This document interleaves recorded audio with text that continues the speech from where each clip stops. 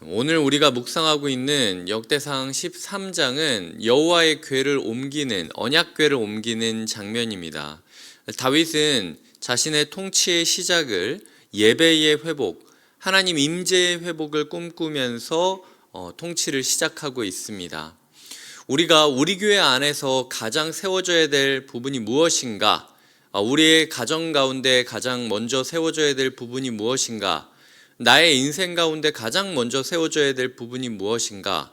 하나님의 임재가 돌아오지 않으면 소용이 없다라는 마음으로 살아간다라는 것이 다윗 정신이고 이스라엘 국가의 정신임을 우리가 잊지 말아야 합니다.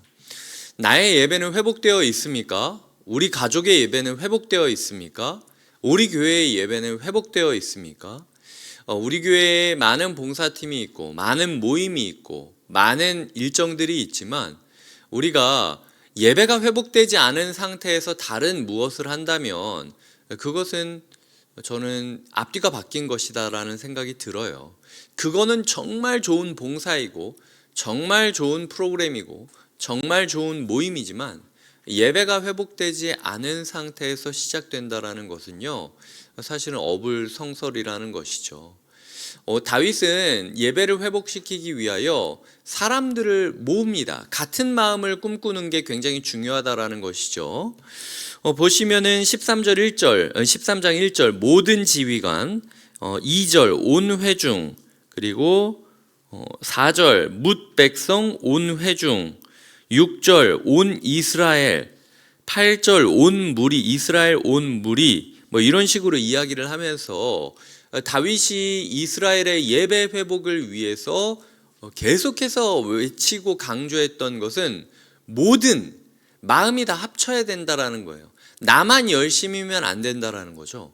다 같이 시간을 내야 된다는 거예요. 다 같이 마음을 모아야 된다라는 거예요. 다 같이 열정을 모아야 된다라는 겁니다.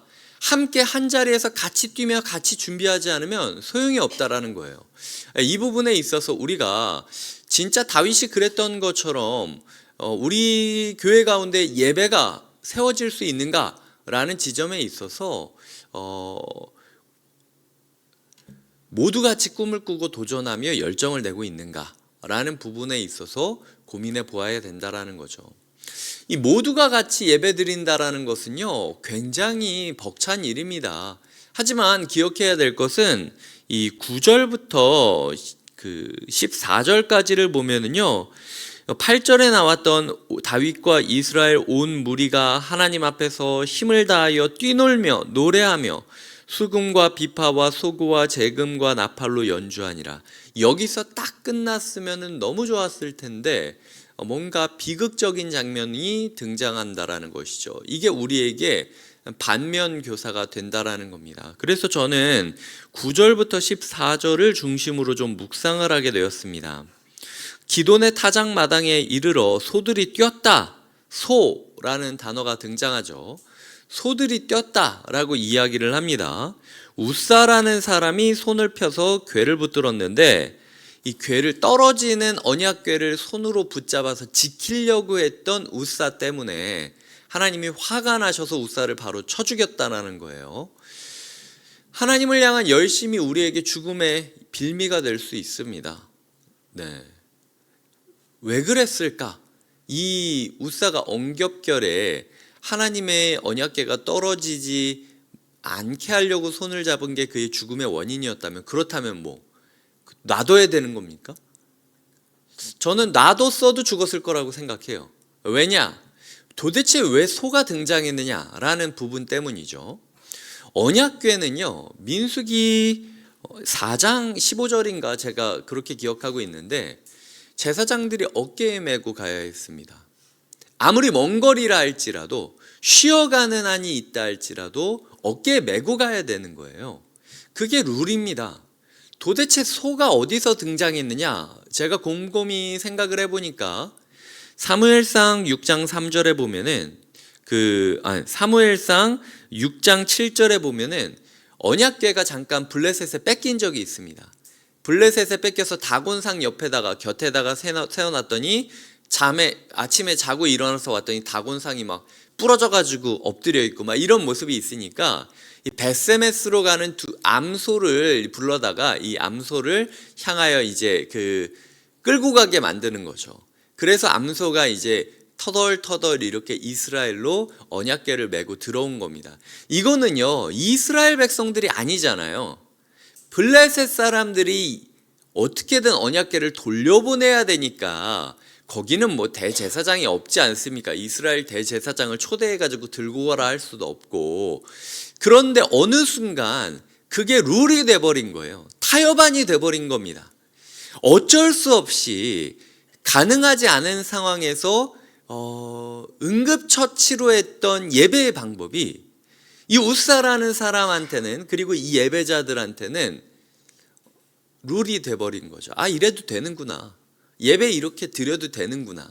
소에 넣어가지고 가도 되는구나 라는 생각이 들어서, 먼 거리니까 우리는 부족하니까 소에 실어가지고 가자 라는 식으로 타협안이 나왔기 때문에 뭐 이런 부분에 있어서 어려움이 있었다라는 거죠. 이 웃사라는 사람은요, 사무엘하 6장에 보면은 그 아비나답, 제사장 아비나답의 아들 웃사와 아효라고 이야기를 하고 있습니다. 아효는 궤 앞에 섰다라는 이야기가 나오는데, 뭐 여튼간에 지금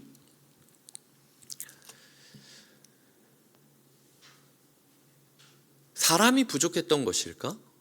아니면은 거리가 멀어서, 아니면은 다윗이 빨리 가야 된다 그래서 모든 이스라엘 백성들이 모여서 예배드리기에는 시간이 좀 부족했으니까, 뭐 여튼간에 효율적인 이유건 당시 상황에 대한 이유건 예배를 예배답게 하지 못했기 때문에 결국은 기쁨의 자리가 저주의 자리가 되는 모습이 등장한다라는 것이죠.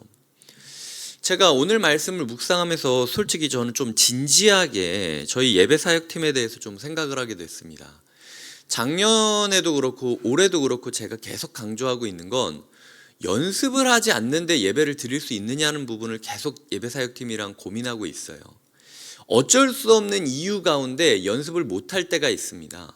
그런데 연습을 못할 때, 연습을 아예 못 드리는 걸 떠나서 연습을 하라고 시간을 정해놨는데 연습을 못 오는 경우를 이야기하는 거예요. 제가 이야기하는 건.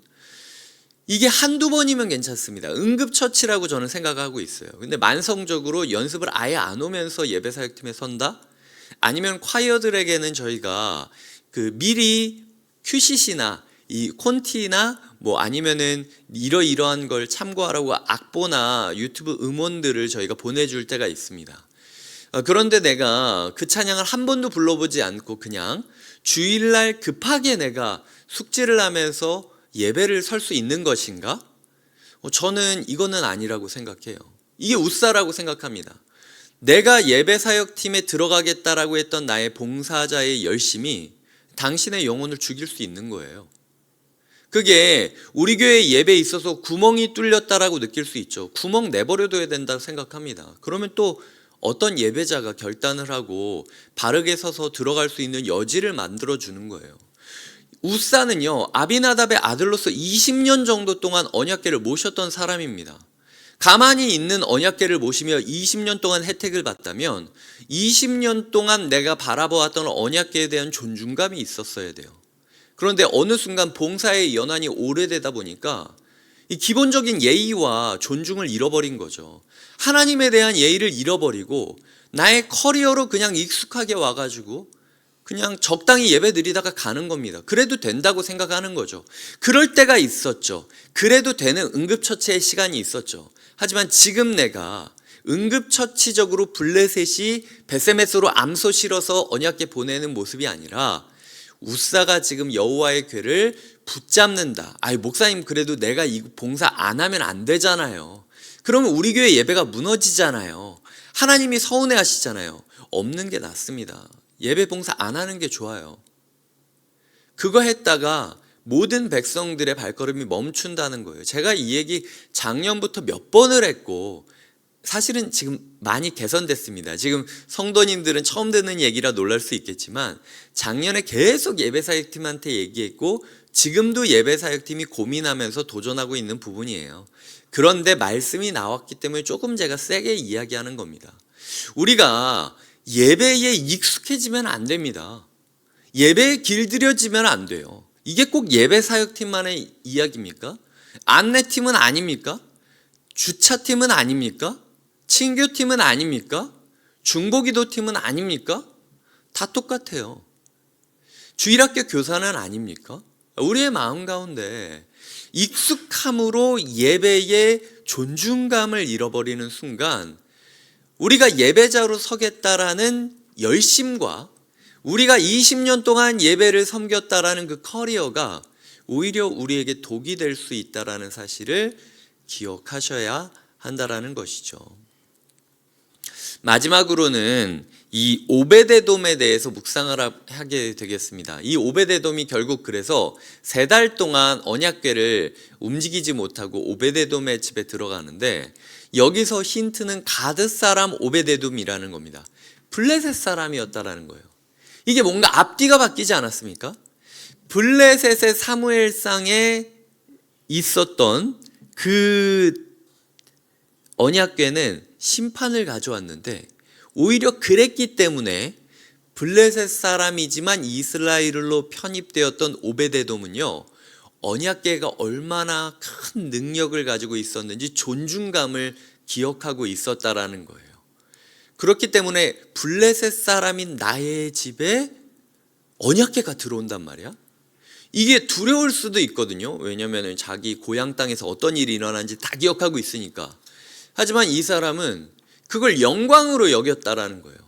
모든 사람들이 무서워서 예배 못 드리겠다라고 하는데 소위 말해서 베테랑 예배 봉사자였던 20년, 10년 예배했던 사람들은 오히려 자기의 열심에 꼬꾸라져 가지고 심판을 받고 처음 교회 나온 새 가족이 예배가 너무 뜨겁기 때문에 자기는 예배 사역팀 봉사하겠다, 예배 안내팀 봉사하겠다, 중보기도팀 봉사하겠다. 그 사람 집에 축복이 임했다라는 겁니다. 하나님께서는요 경력을 가지고 사람을 평가하지 않습니다. 어떤 상황에서 어떤 존중감을 가지고 하나님을 임재하고 모시느냐를 가장 중요히 여기시는 거죠. 주님을 향한 존중감을 잊어버리지 마십시오. 예배를 우리가 어떻게 드리고 있는가를 고민해 보셔야 됩니다. 예배를 뻔하게 드리는 순간 우리의 예배의 발걸음이 우리의 심판의 근거가 될 수 있음을 기억하며 우리가 오늘도 다시 한번 신중히 집중하여 예배를 드리시기를 주님의 이름으로 축복드립니다. 기도하시겠습니다.